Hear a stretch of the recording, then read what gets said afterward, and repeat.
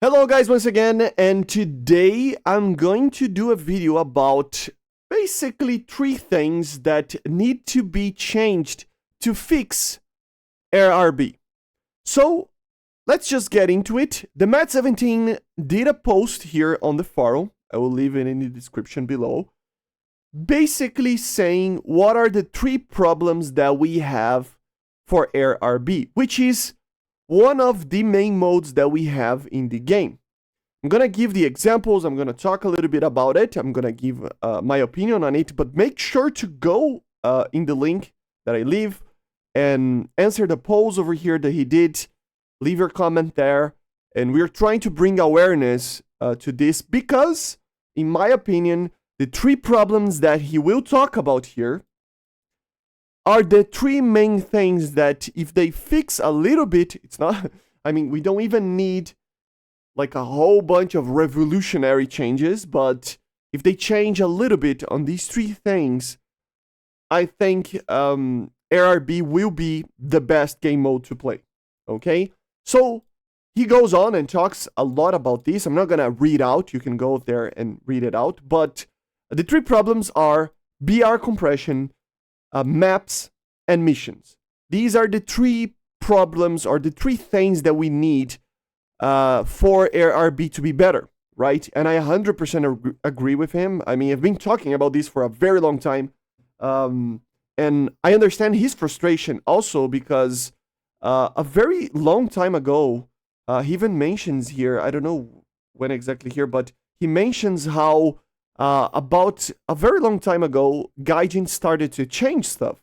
They introduced new ground targets, they introduced new maps with variable terrain, they introduced smaller matches, and we had a feeling that, yeah, RRB is going to continue to be revamped and we'll have new stuff so that we can actually have a little bit more of a dynamic gameplay, right? And we kind of didn't get anything. They started doing that, but they didn't finish. Okay, so for example, in the Golan Heights map, they added stuff, but they didn't continue playing, making so that those targets that you had to destroy on the ground, they play a big part on the actual change of the game itself. At the end of the day, it is all one big spawn map that we have with a deathmatch, right? So before we get to that, let's try to dive down on each of these problems. So first of all, BR compression. Of course, he talks a little bit about here how BR compression is still a problem. It is, guys, especially for higher tiers, like semi-higher tiers between 9.0 onwards, or even lower, like 8.0, 7 point something. I have a feeling that the BR compression is very severe. Why is that? Because if you really take a look, I mean, you can draw one example out of this, is that, for example, if you actually take a look, let's go to the game. If we go here in any nation, you will notice, let's bring the US here, which is a very, very broad kind of tech tree over here. You will see that from the get-go here, from the reserves, rank 1, we have aircraft that are from the 30s, basically, right? So 1936, 34, 36, 38, very early war stuff, pre-war, interwar period, right? And then you jump 4 ranks and you are at the end of the war. So you basically have a 1.0 to 7 point some, like 7.0, I would say, BR range that you're going between 1930s, 35, I would say, to 1945. So 10 years in a span of 7.0 in BR. And then when you actually go see over here, you go from that 7.0 from 1945 up to today in the same BR, spread, right? So we have basically 70 years or 80 years or even of time frame of evolution of aircraft with the same BR change from 10 years earlier, right? So you can see that it is compressed. The BR is compressed in the higher tiers. And the more you go to higher tiers, the more compressed it is. I'm not saying, even him, he's not saying like, oh, we should just have to jump to 20.0 BR and it will work. No, it's not how it will work. But I think they should jump to the decompression a little bit more aggressively, so they go from time to time increasing BRs. They should, do a little bit more aggressively. So they just did the 14.3 BR change. In 3 patches, add another one, 2 patches, 1 patch, stuff like that, right? Try to push forward a little bit, slowly but surely, throughout an year, going to like a 15.0. That would be perfect, in my opinion. If they just jump to 15.0, it would be a very difficult thing to balance, but it can work as well if they really put their minds into it. But I think that would be perfect. Like next patch, 14.7. In the next one after that, 15.0. In the next one after that, so slowly but surely decompressing everything and looking at every single thing here, changing everything slowly, right? That would be perfect. Between like 3 or 4 patches, we would have a whole new BR of decompression. That would be a start, in my opinion. But of course, it's not 100%. That's why he even says here that we need, content creators, community creators, players, polls, stuff like that needs to happen for us to actually take a look. And they take, 100% of data from the players so that we can actually have BR changes. But sometimes it is flawed. I can give you one example, and it's not even by tanks. I'm researching the Israeli tech tree, for example, over here. The AMX-13, man, this thing suffers at 7.0. It's very hard to play with it. It doesn't do damage, it doesn't penetrate very well, and it gets killed by one shot. In my opinion, it should be 6.7. But, the stats will say that it's okay at 7.0, right? So it's complicated. It's a very difficult tank to play. It's not for everybody. And it's suffering, but nobody sees it because nobody plays too much with it. So the stats it's problematic, right? So stats are good, but maybe a little bit of personal touch there, maybe it's a good thing. Of course, we had a complete change from that to a complete stat-based BR change. So maybe in between should be the best optional scenario, I would say, or something like that. So this is the first one. The polls here say, of course, the decompression is needed. Of course, this is very early, so go out there and, vote. What BR should be for now, for example, in the next 6 months, I would be, I think it would be great to see a push for 15.0. After that, maybe 16.0, maybe higher. But I think 15.0, 16.0, it's already pushing a lot. But slowly just adding would be the perfect thing for me. Of course, if you want to see CCs as advisors, I mean, I would love to, give my opinion, but, you guys, you do you. So go out there and vote it out, okay? The second thing is the missions and game modes. So basically here, guys, and I'm going to give an example that I'm feeling right now while I'm researching the Israeli ground tech tree. So the Israeli ground tech tree, let me go back to it. You have a lot of vehicles in the early stages, for example.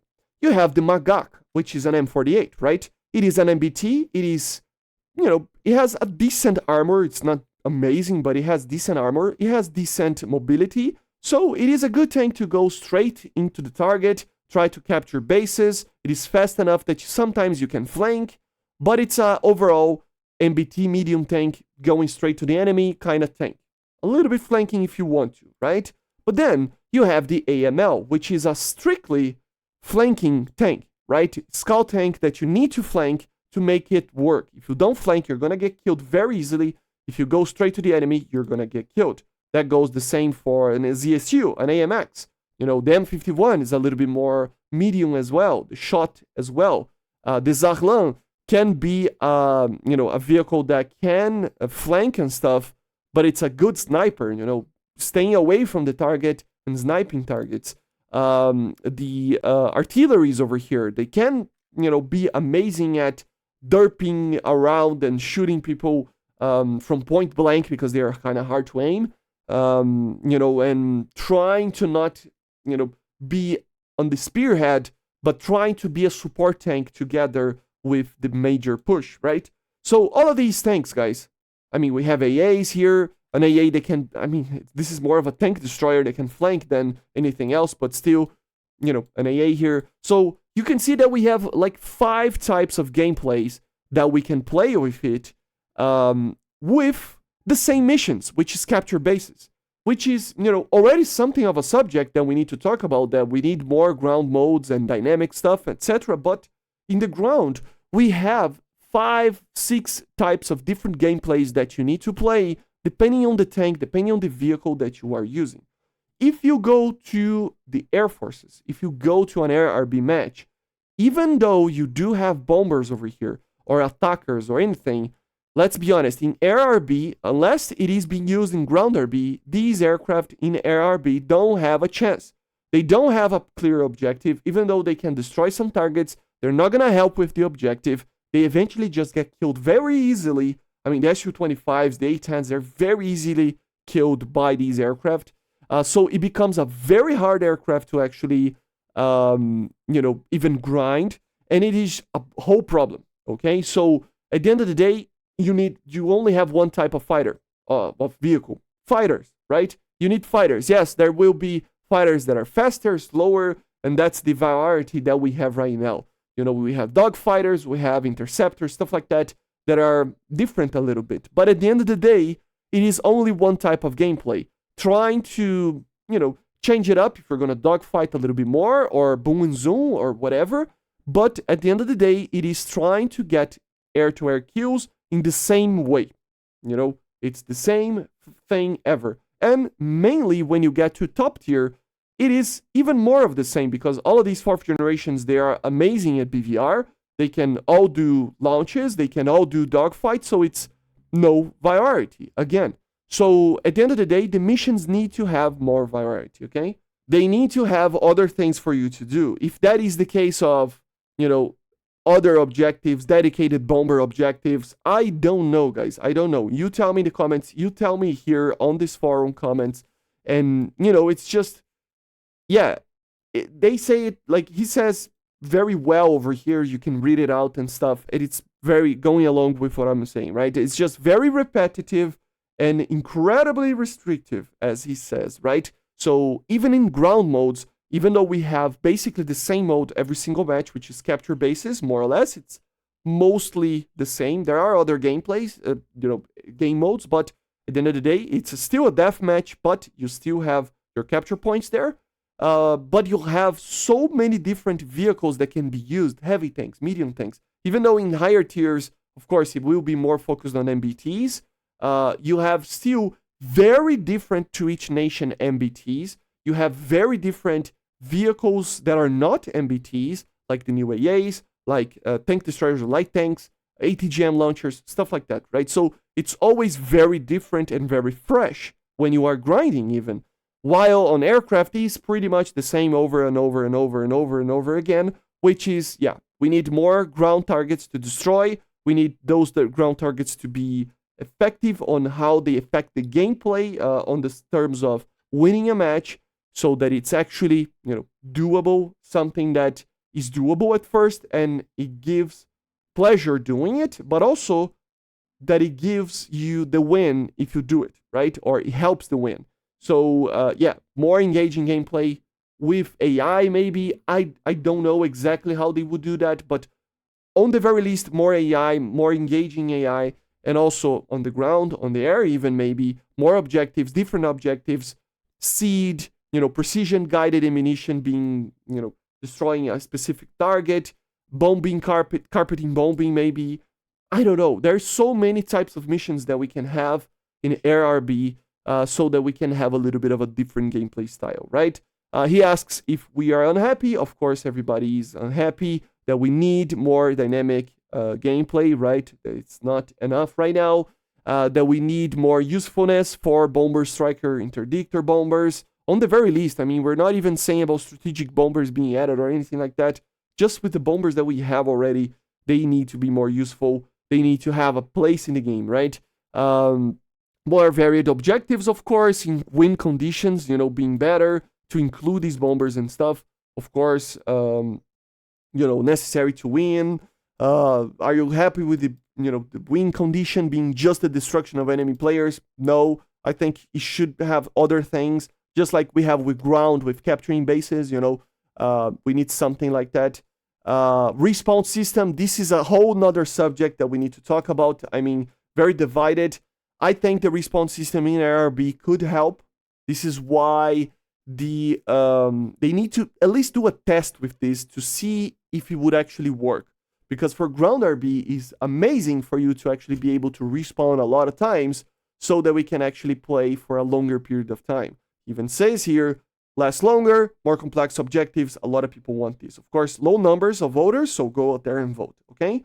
He gives us some examples of changes of posts from people that got changed as well. And the last thing, not gonna talk too much about it, but maps in a general sense, especially for top tier, they could be better. You know, I'm not saying that we need vertical stuff that it's hard to avoid and everything, but like, it would be cool, okay? I'm not even talking about, you know, maps that are just more engaging on the terms of, oh my god, be aware of crashing, because we already have that. It's not that bad on that regard, but having maps that are more engaging, even on the situation where it is a real life map, would be something that would help. So, for example, having a Strait of Hormuz map that one side spawns in Iran and the other one in the other side of the you know, of the ocean. So, you know, in Dubai or something, right? So it would be very cool. A modernized Paris map, right? A modernized New York map, modernized, I don't know, London map. Places where people know and would love to fly, would help, you know, with objectives there. It would be just very cool. They can introduce some form of evolution like Battlefield, for example, so that you can destroy stuff. That would be very cool as well. Just stuff like that would help the map. Okay, guys? In my opinion. Of course, he talks a little bit about his own opinions, but yeah. So, I will leave this post on the description, and I see you guys on the next one. These are the things that we need for ARB to work, and I see you guys on the next one. Bye. See ya.